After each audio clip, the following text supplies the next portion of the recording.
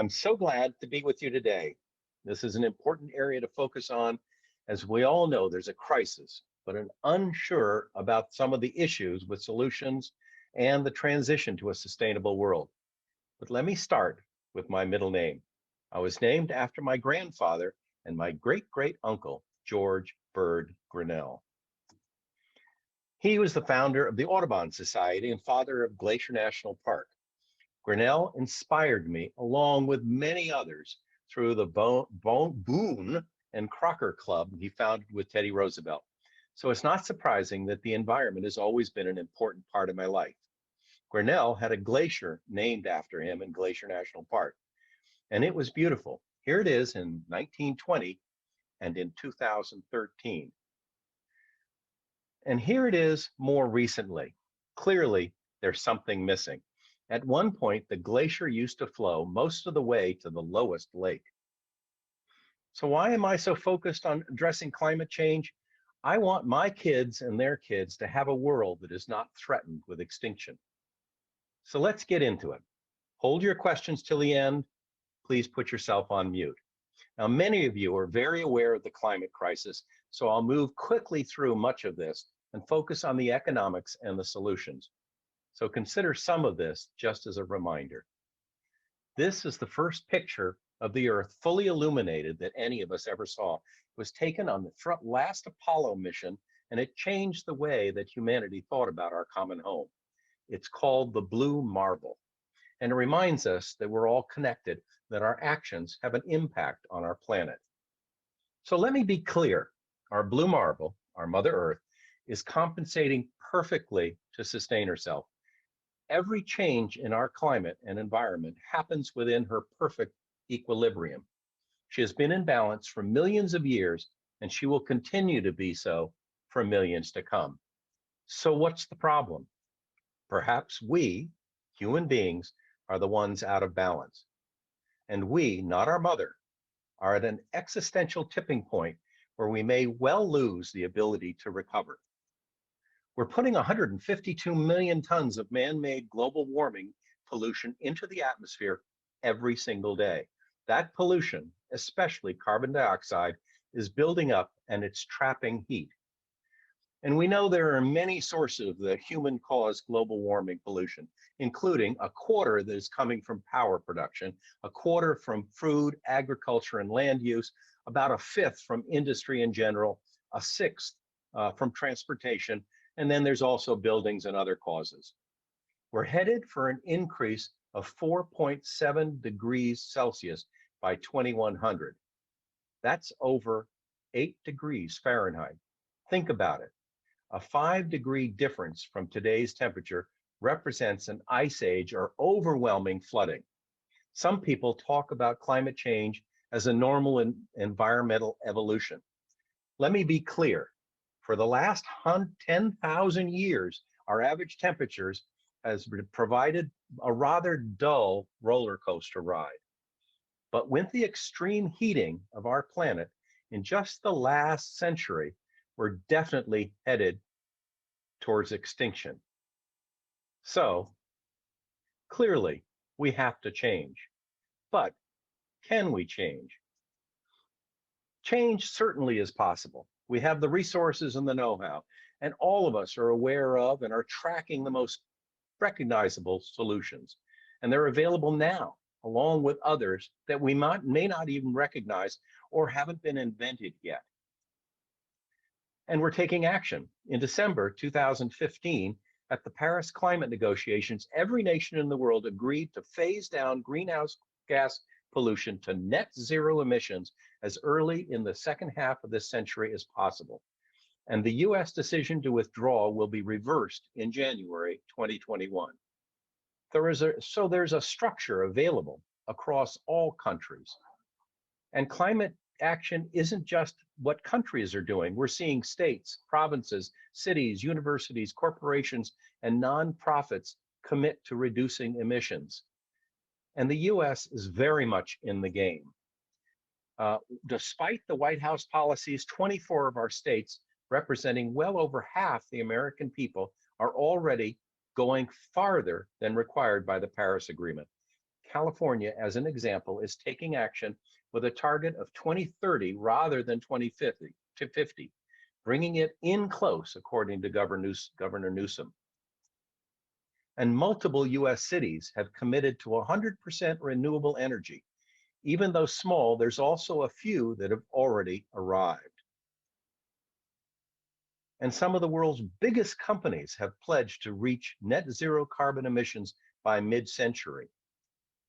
Walmart's a good example of a company taking action to address the climate crisis.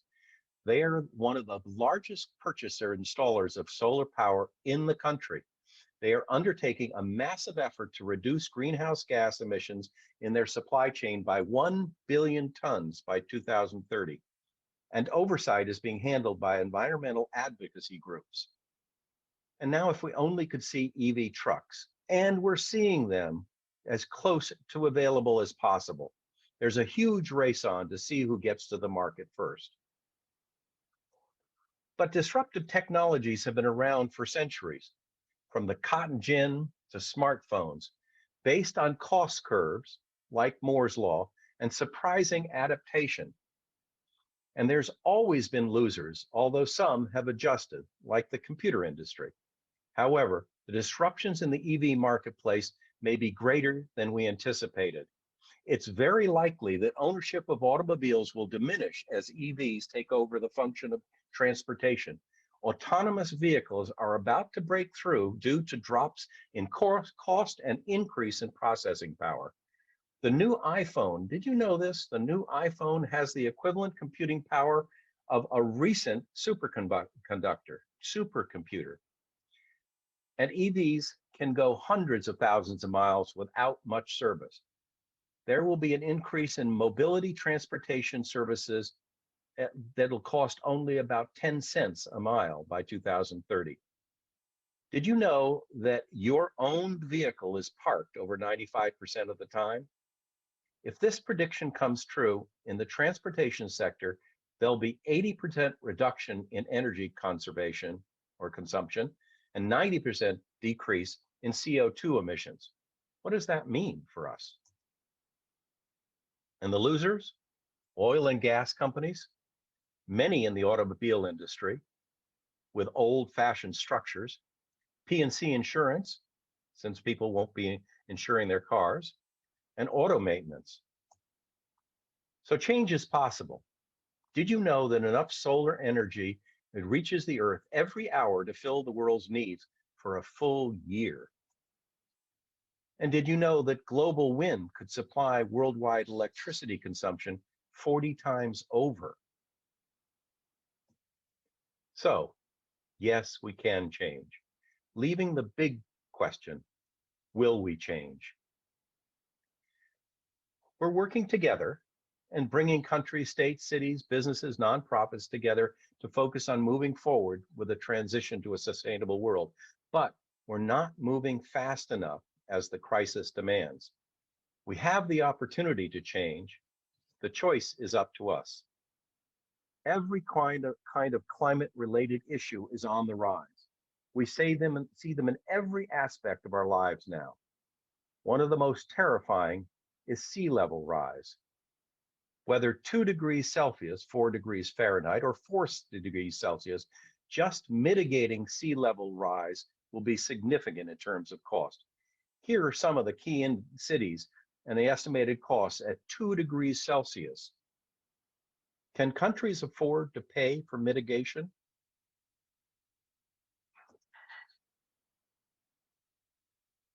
And look at the most susceptible cities at risk by population. Many huge cities in developing countries are very much in danger.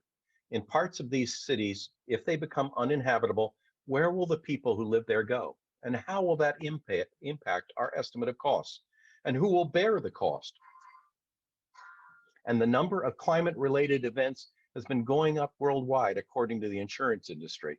The last 2 years rank among the top 10 most expensive for overall disaster losses, with over 160 billion in 2018 and 140 billion in 2019.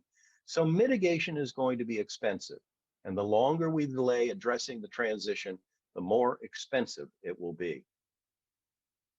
And we are willing to manage the transition from fossil fuels to renewables. There are three steps to make this transition successful. One, mitigation management. We've been talking about it and the importance of accepting and addressing the cost. Second is shifting subsidies and taxing carbon, moving quickly to support renewables and finding ways, perhaps taxes, to make investment in fossil fuels less attractive.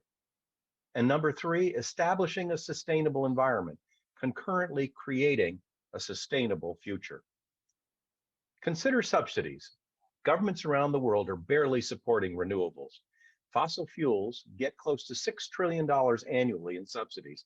Even without indirect costs from negative impacts and consumption subsidies, the subsidies equal $3 trillion annually. Renewables, on the other hand, whether innovation and development, are less than $1 trillion globally. Amazingly, oil and gas exploration in the US still gets more subsidies than renewables, a leftover from World War II. US subsidies for renewable innovation is just 5% of fossil fuel exploration. Not that the world markets are standing still. Here's the S&P 500, the Standard & Poor's, one of the most commonly used stock indexes, and it's been going up over the last decade. Here is the energy sector, not a very good investment. And if you look at the stock market return on clean energy sector, they've gone up 60% in the last 3.5 years. What about fossil fuel companies? They've gone down 12% in the same period. And here's the overall value of ExxonMobil.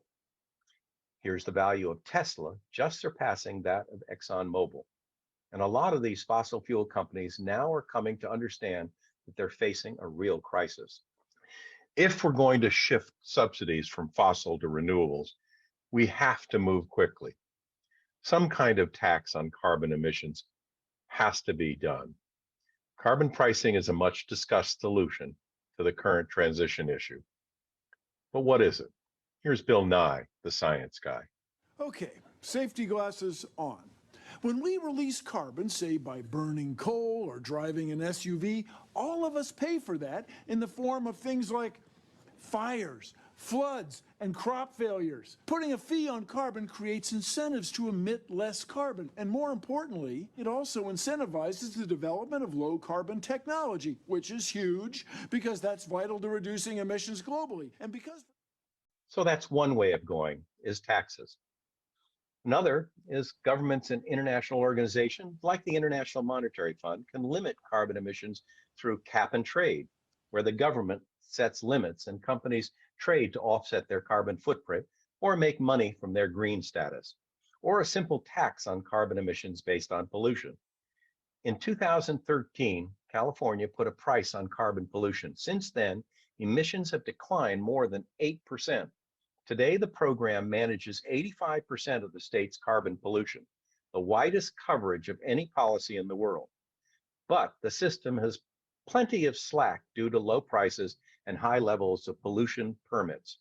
The average cost per ton of emissions globally is way too low at around $2 a ton, when it should be closer to $30 a ton to make a difference.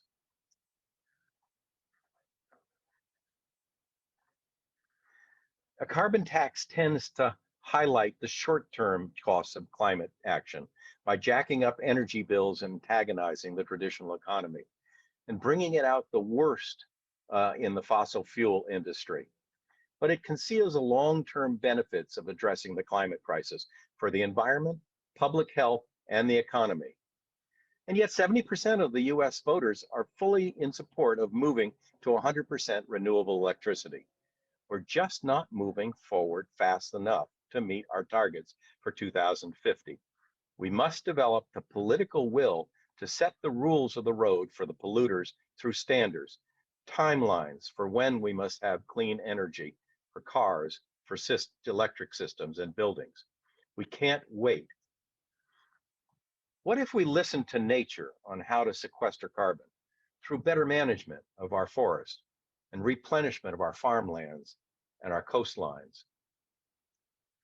At the same time that we invent and enhance better ways to capture carbon and sequester it in the ground.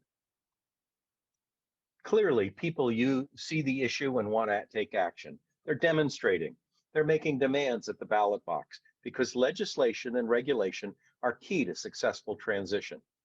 But we're still not seeing a rapid shift in the economic support for sustainable development.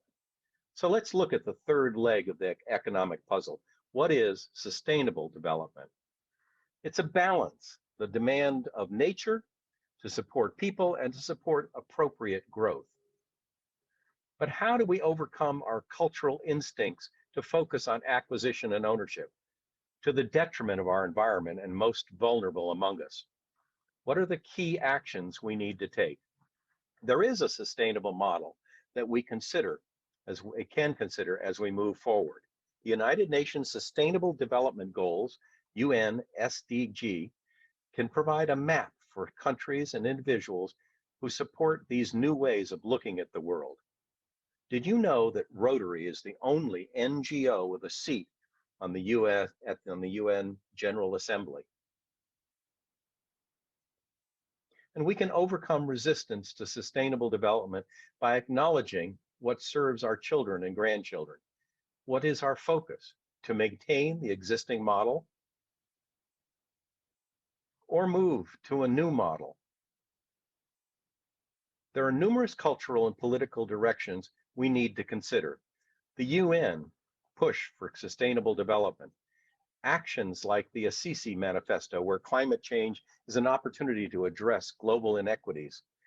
The Pope, in his papal encyclical, has recently come out to address inequality with balanced, thoughtful development. No matter the exact details, some kind of green legislation is a must in the near term. We're in the midst of a crisis, so we've got to jump in and take action. The first thing we need to do is to educate ourselves about solutions.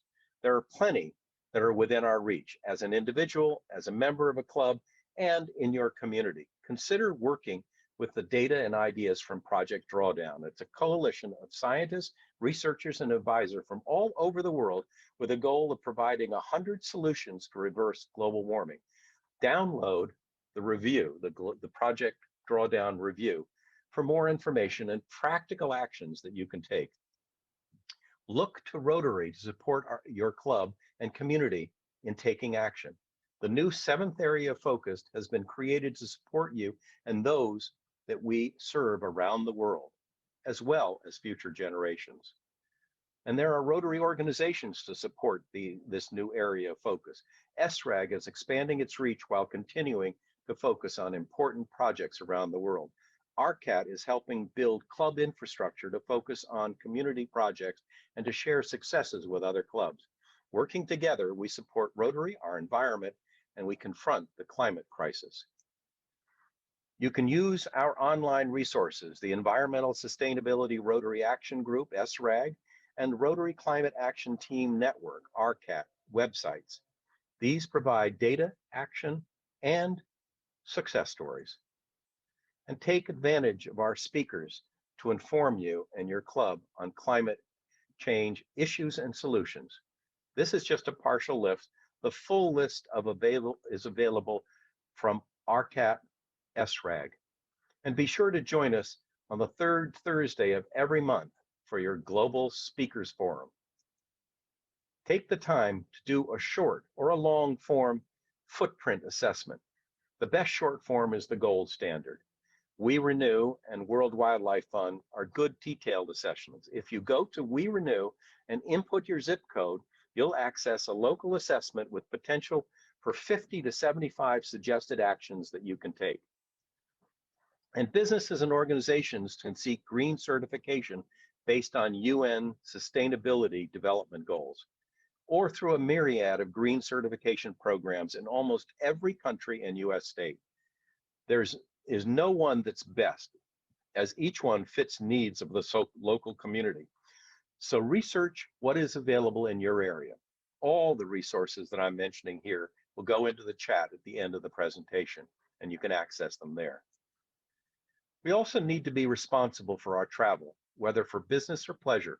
There are multiple organizations that can help to assess where to travel, how to travel so that local areas benefit, minimizing your carbon footprint from planes and locally, looking at costs in advance, and buying carbon offsets. Most important of all, make sure your voice is heard around legislative action. The Citizens Climate Lobby is in the forefront of legislative action to address the climate crisis in the United States.